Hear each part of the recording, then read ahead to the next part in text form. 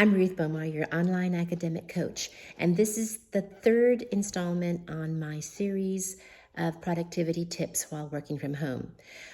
Some of my clients are PhD students, and the biggest task for a PhD student is to write a dissertation. Write this huge, paper. It's a huge paper. It's a book.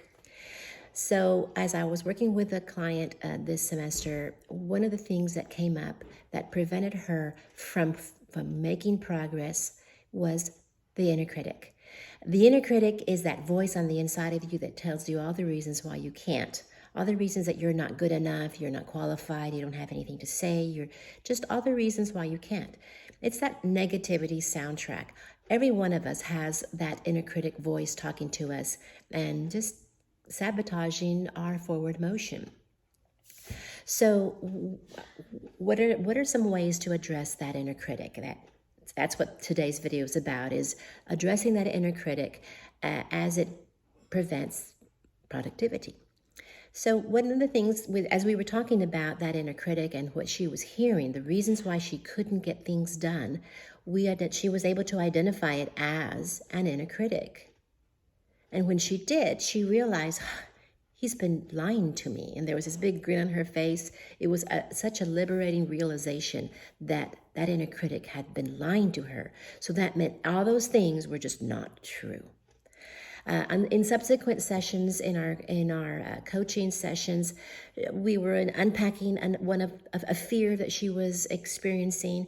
And in unpacking that fear, she saw, bam, that inner critic is disguised as a legitimate concern.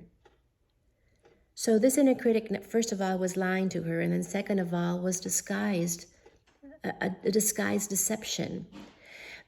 Dressed up in a nice suit and speaking very intelligently.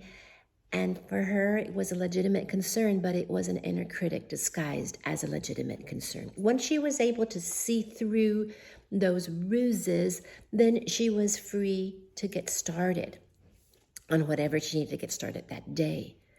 So the inner critic is something that will prevent productivity. So what are some tricks to dealing with that inner critic?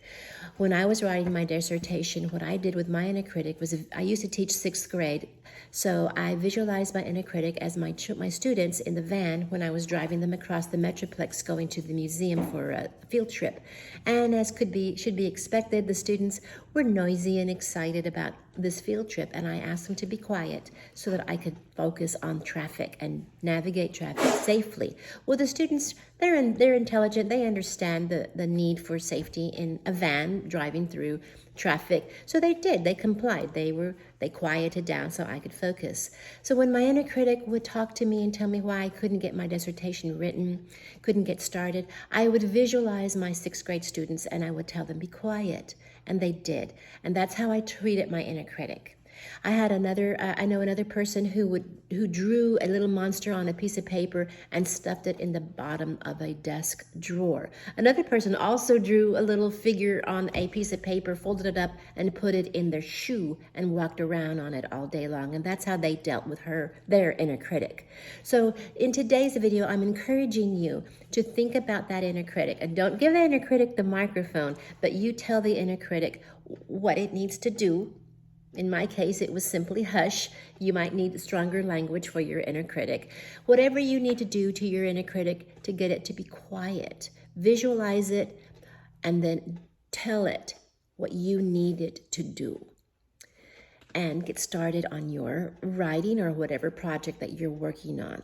So this is Ruth Bomar with my productivity tip for today.